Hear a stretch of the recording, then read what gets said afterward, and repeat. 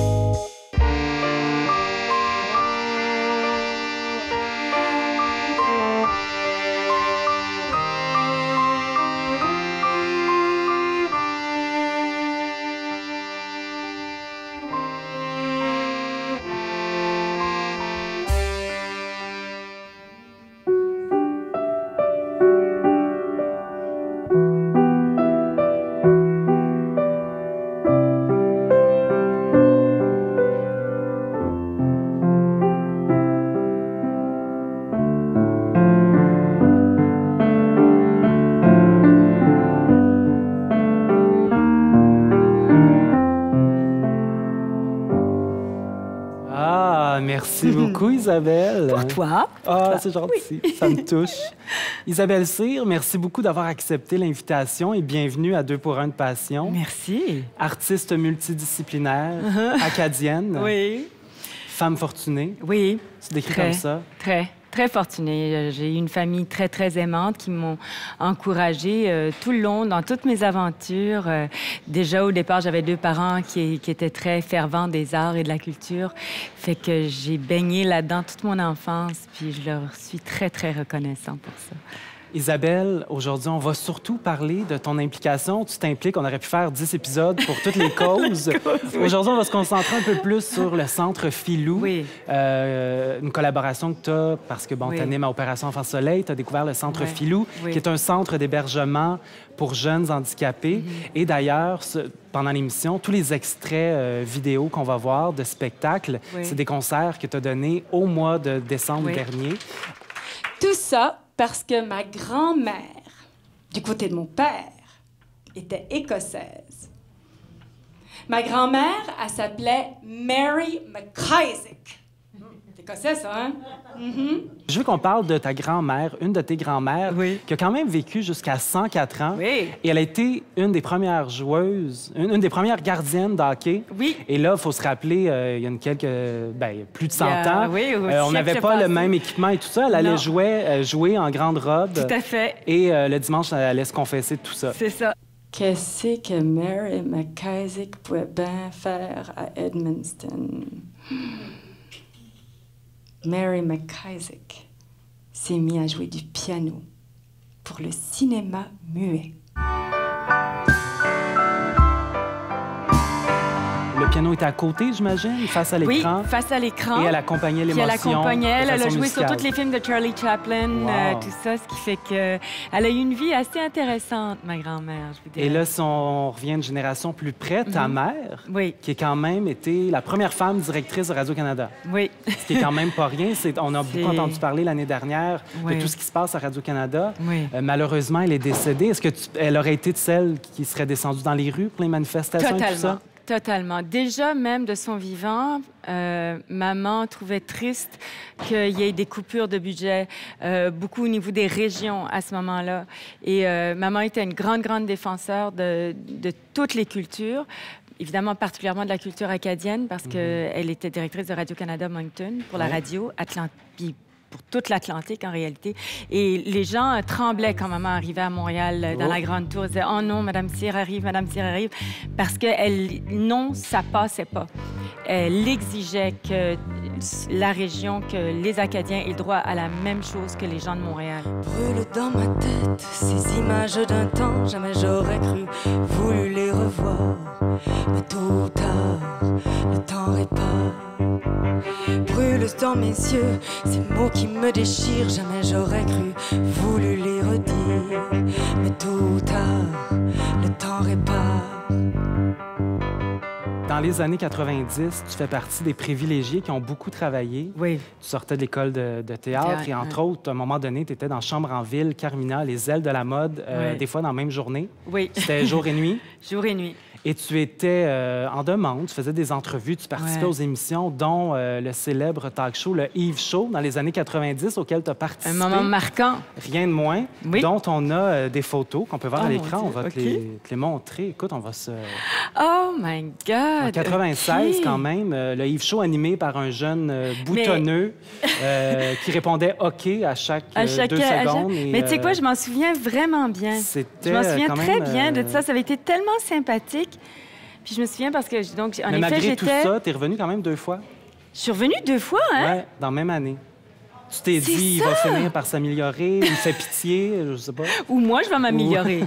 Et ben moi, je suis prête à piler sur mon orgueil. Toi, tu as super bien vieilli. Oh. Moi, c'est peut-être une autre histoire. En fait, dans Mais le t'es temps, encore j'étais un tout peu moins jeune. éloquent. On va regarder un petit vidéo, Oh un boy! petit extrait. Là, Carmina, bon, c'est fini. Est-ce que ça en vient de quoi pour toi? Tu travailles-tu sur quelque chose présentement? Moi, là, je fais du travail personnel. J'ai commencé à écrire un scénario de film parce qu'évidemment, avec Carmina, c'est sûr que les gens ont peut-être plus envie de m'appuyer dans mes travaux. Fait que c'est vraiment ce qui me tient à cœur, là, en ce moment. J'écris un film. Qui, j'espère, va pouvoir être produit l'année prochaine. OK. On va terminer avec les Hein? questions de la Quand liste même. parents. Donc, on se retrouve 19 ans Oui. plus tard. Oui. Et je finissais toujours mes entrevues dans ce temps-là avec des petites questions un peu bizarres. OK. On va comparer les réponses. Oh! Tu vas me OK. répondre aujourd'hui ce que À la tu même question répondrais. que tu m'avais Et on posée? va voir qu'est-ce que tu as répondu il y a 19 ans. OK. Aujourd'hui, à quoi répondrais-tu à la question le mot le plus laid? Torpinouche, j'avoue, je trouve pas ça particulièrement beau. Ben, il y a 19 ans, c'était... Ah, j'aime pas ça de tabarouette. Ah! Ben, tu vois, j'allais le dire, mais là, je trouvais ça trop osé. Là, je Ah. me disais, je peux pas dire ça, là, Non. non, là. Isabelle, Oui. quelle est pour toi la chose la plus inutile sur la Terre? Ah! La plus inutile. La chose la plus inutile. L'école. Non. Non, non, au contraire. Il y en a beaucoup de beaucoup, choses inutiles. Qu'est-ce qui serait vraiment inutile? Mon Dieu. C'était les critiques de cinéma dans le temps, parce que c'était Carmina. Les Les critiques de cinéma. Oui, merci. Merveilleux, Ah. c'est ça, merci. Mais ils ont été bonnes, les critiques. Oui, les critiques ont Ouais, été bonnes. OK. Gabrielle t'avait un peu influencé. Ah, ça se peut, ça se Ouais. À la question, à quoi dirais-tu oui immédiatement? T'as répondu. Mon chum m'a demandé un mariage. Oui. Là, tu t'es marié cet été. Oui. Est-ce que ton chum, ça y a pris 19 ans avant de se décider ou t'étais pas avec le même gars à l'époque? Je suis plus avec le même gars. Ah, Et, voilà. mais la vie fait bien les choses parce que T'as rencontré le bon. j'ai rencontré le bon, puis quand il m'a demandé un mariage, j'ai dit oui tout de suite. Un mariage à Cocagne, Un sur le bord de la mariage mer, extraordinaire, là d'où ouais. tu viens. Ensorcelé, complètement ensorcelé de toi et moi. Ensorcelé, je suis plus au sol tellement je suis folle, folle alliée de toi et moi. Je pense que c'est une personne intense et douce. Je sens qu'il y a beaucoup d'intensité. La lune se cache, moi je hurle tellement je brûle de toi et moi. C'est une personne qui a beaucoup de choses à dire, mais qui prend toujours la manière douce pour le faire. Donc, ça devient jamais, c'est jamais, si tu veux, envahissant. C'est une grande personne, c'est quelqu'un d'une grande humanité, d'une grande générosité. Et elle est toujours là. Je pleure et c'est pour toi et moi, pour moi qui vis sans toi. C'est quelqu'un qui a une espèce d'énergie, le fun maternel, à l'écoute des autres, sensible. C'est quelqu'un que j'aime. Elle est réconfortante. Oui, puis juste une personne le fun, tu sais, de pouvoir faire un souper avec. Elle est inspirante. Elle a le don de dire des choses profondes et même bouleversantes avec une belle voix douce, puis des beaux accords, puis des belles mélodies. Puis je pense que c'est ça sa grande force. Elle faisait aussi quand elle travaillait comme comédienne, puis là, elle fait Elle fait comme animatrice et là, vraiment, comme auteur-compositeur, c'est flagrant que c'est ça, là, sa force. C'est une femme touchante. Elle est sensible. Et je pense que son spectacle, il nous fait passer au travers d'émotions. Alors, je pense qu'elle vient nous toucher, justement, parce qu'elle a cette sensibilité-là. C'est elle aussi l'Acadienne, la fille du bord de mer. Donc, il y a une poésie, tout ça, et elle vient me chercher. Le temps s'écoule et moi je croule de toi qui n'es plus là. Je chante et c'est pour toi et moi, pour moi qui vis sans toi.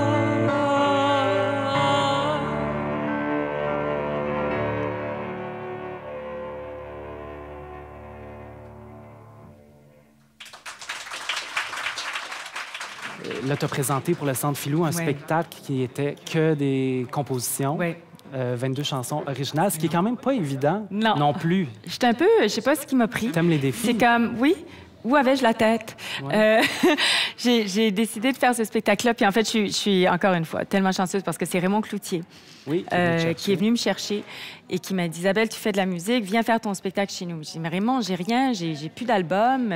Qui va venir voir ça? Il me disait, c'est pas grave, Isabelle, tu viens, tu fais ton show, puis tu vas voir, ça peut marcher, puis ça va t'aider.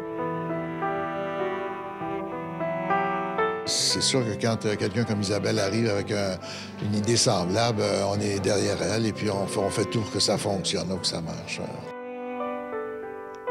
Pieds dans la mer et cheveux dans le vent, je sens la vague sur mon corps et le large en dedans. Il y a quelque chose de l'Acadie là-dedans, là, du Nouveau-Brunswick. Quand je vais là, je sais pas pourquoi, j'ai toujours l'impression d'être face à beaucoup d'honnêteté, de transparence, de légèreté poétique aussi. Des gens qui ont de la profondeur, mais qui sont aérés. Je sais pas comment dire ça. Il y a quelque chose dans l'accent, parce qu'elle l'a moins maintenant, parce qu'elle a fait le conservatoire, mais elle est capable de la retrouver. Cet accent-là amène, c'est toujours des finales en l'air, il y a quelque chose d'ouvert, des sens sont toujours ouverts. Je sais pas pourquoi, on dirait que c'est des gens qui sont clairs, honnêtes et duquel on peut pas se méfier, sont vrais. Alors, elle est comme ça, une belle âme, une fille... non, on ne peut pas lui dire non à rien. Elle est tellement belle. Après ça, c'est l'affiche dehors. C'est splendide. Je tends la main et quand j'ouvre les yeux, je sens la houle dans mon ventre qui me mène à nous deux. Et sur ta bouche, je goûte le ciel quand dans le creux de mes reins tu te couches au soleil. Moi, je pense que mon rôle, en tout cas que je me suis donné, c'est celui de faire découvrir des textes, que ce soit les miens ou ceux d'auteurs-compositeurs très connus, mais des textes qui ont été un petit peu oubliés au passage. Mais pour le moment, je te dirais, tu vois, avec Pays d'abondance, on a fait ça. On a mélangé les chansons d'Yves Marchand, d'Isabelle Cyr à des chansons de répertoire. Puis encore là, dans les chansons de répertoire, on est allé chercher des chansons moins connues de Félix, de Gilles Vigneault, justement pour emmener les gens dans une histoire. Parce que moi, dans un spectacle, j'ai envie de raconter quelque chose. Alors, il faut que tout s'inscrive dans cette histoire-là. Alors, d'arriver avec une chanson juste parce que je sais qu'elle va pogner, moi, personnellement, ça ne m'intéresse pas. C'est tout. J'ai rencontré une jeune fille qui, elle, malheureusement, trouvait qu'il n'y avait pas assez de temps pour réparer son mal de vivre. Alors, elle est partie. Pour elle, pour tous ceux qui ont ce profond mal de vivre. Et pour les parents, pour les amis qui restent. Douce comme la neige qui mène le cortège, belle comme le ciel qui t'enlève.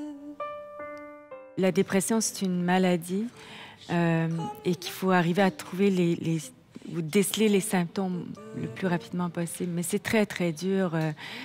L'exemple de cette petite jeune fille-là, elle avait vraiment tout pour elle. Elle était belle. Quand je suis allée à ses funérailles, il y avait 500 jeunes de son école qui étaient là. Et tout le monde disait à quel point elle était extraordinaire, toute belle, que son mal de vivre, il n'y a personne qui en était conscient à ce point-là, en tous les cas. Elle était suivie, mais il était trop fort, son mal de vivre. Puis elle a choisi de quitter. Et sécheront nos larmes pour que guérisse ton âme. Belle dans nos cœurs, tu survivras. Belle pour toujours, tu survivras.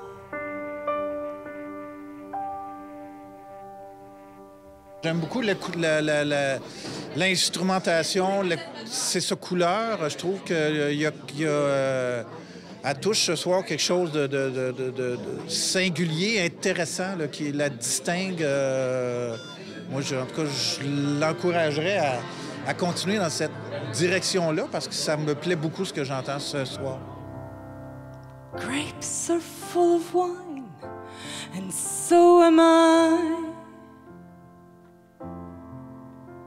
I broke the glass and skipped town just in time.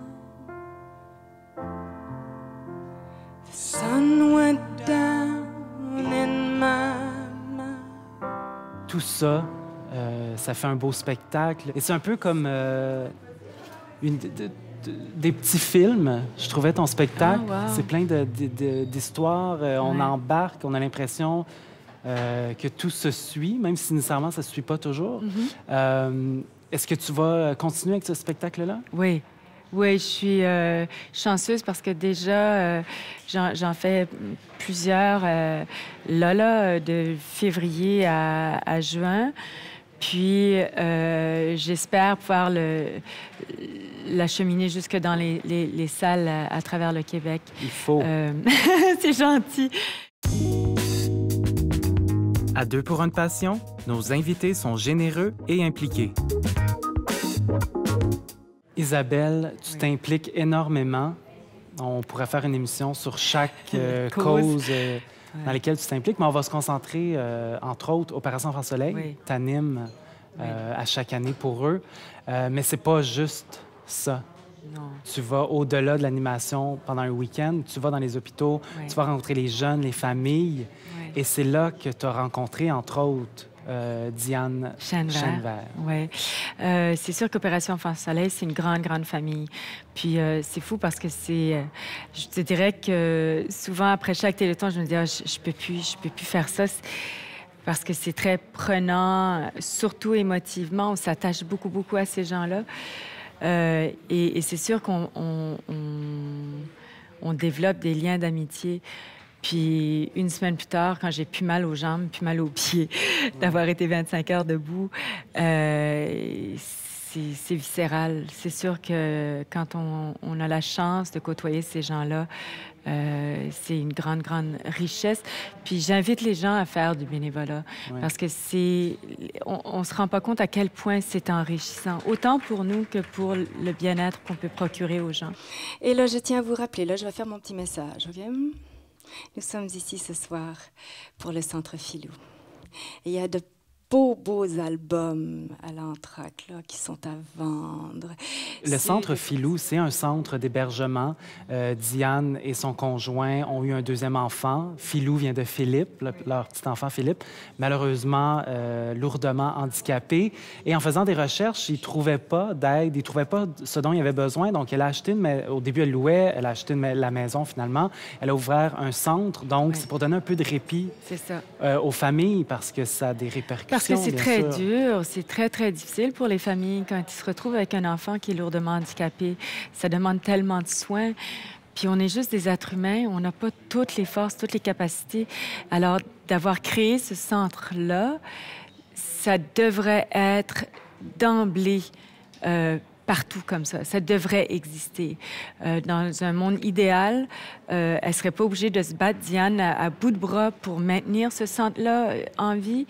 Ça devrait faire partie de nos responsabilités sociales. Diane, c'est une battante. Moi, j'ai beaucoup d'admiration pour cette femme-là. J'ai beaucoup d'admiration.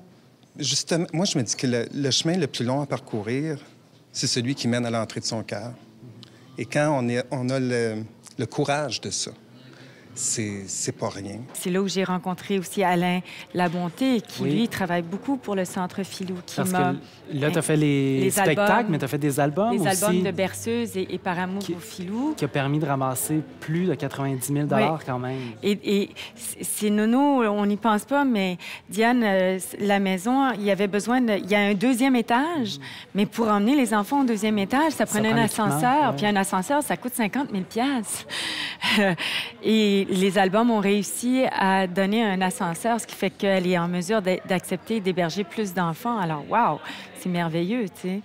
Et partout, il y en a des œuvres comme ça qu'il faut trouver une façon de soutenir. Puis moi, ça fait partie. Je crois beaucoup à donner au suivant. J'ai été très, très chanceuse dans la vie. Et j'ai été élevée comme ça aussi, il faut dire. Dans la ville, tout s'endort sauf un amant qui se dévore d'avoir volé un baiser à celle qu'il venait de quitter.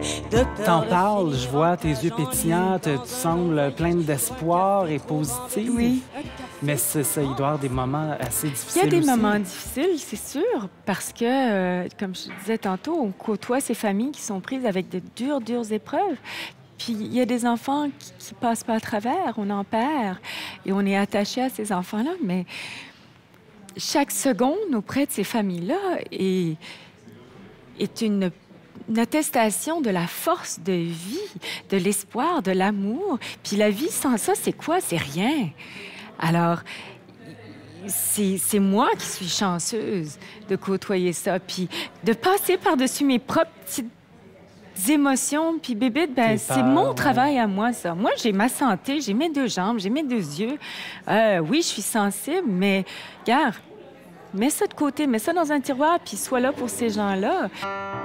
Vous de choisir la version, une version rose authentique, non, une version beaucoup plus romantique.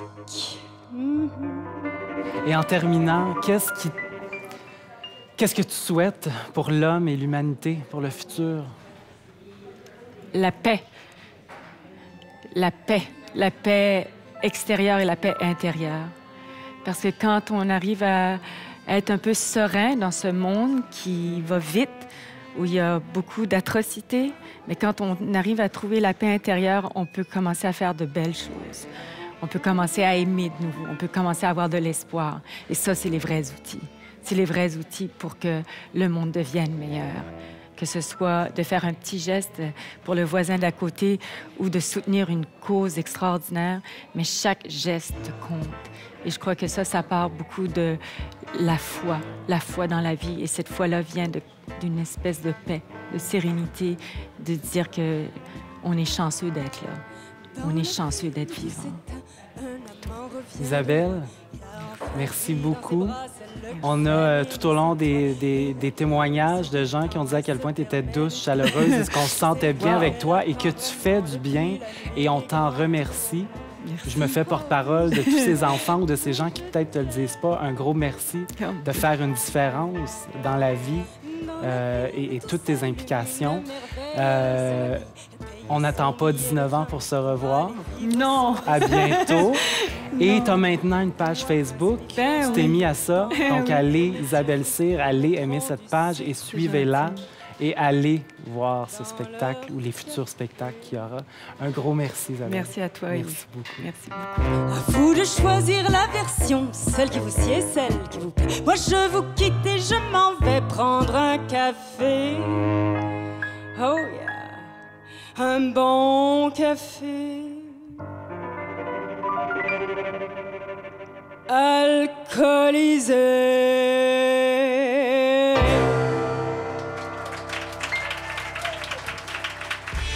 Isabelle, c'est maintenant le moment du questionnaire Passion Montréal. Donc, on veut savoir ce que tu penses et ce que tu sais sur Montréal. Oh boy! L'âme et le cœur, les choses avec lesquelles dont on ne peut pas se passer, qu'on a besoin de vivre, qu'on a besoin de voir, de faire. La passion, c'est tout sauf rationnel. Ouais. C'est instinctif, c'est viscéral pour moi. Denis Coderre. On l'aime-tu? Écoute, je ne suis pas une grande connaissance de la politique municipale, j'avoue. Est-ce que j'aurais voté pour Denis Coderre au moment des élections? Je ne sais pas. Il arrivait quand même du fédéral. J'étais moins sûre de comment il allait se positionner là-dedans. Puis finalement, j'avoue que je pense sincèrement qu'il y a Montréal à cœur. Oh, la capitale de Montréal. Le parc La Fontaine. Le parc La Fontaine. Oui. Qui est peut-être un de tes parcs préférés? Oui, il faut dire que j'habite juste à côté, mais je me trouve très chanceux d'avoir un aussi beau parc à Montréal. Et pour moi, c'est pour ça que c'est la capitale, parce que c'est un endroit où tout le monde y a accès. Et c'est la nature qui règne, finalement, en plein cœur d'un centre-ville. Je trouve ça magnifique. Questionnaire Passion Montréal, ça a été pas pire? Pas pire, franchement. Merci beaucoup, Isabelle. Heureusement que tu m'as pas demandé c'est quoi l'anniversaire de Montréal, parce que là, je me disais, il va me poser, c'est sûr, il va me dire que ça a combien d'années, Montréal. Puis là, je me disais, voyons, c'est 375, c'est-tu 400? C'est quoi l'anniversaire de Montréal? Ce sera pas beau à la caméra, mais j'allais te chercher la réponse, ça sera pas long. Pour tout savoir sur nos invités, suivez-nous sur Facebook. Les coordonnées et les liens y sont toujours disponibles. Merci beaucoup d'avoir été des nôtres et à bientôt. Where can the leaves fall when the trees are gone?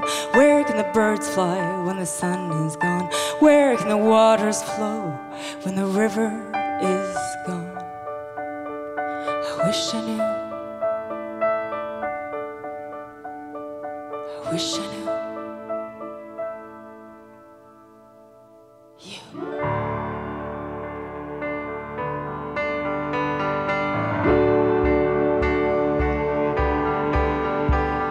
I wish I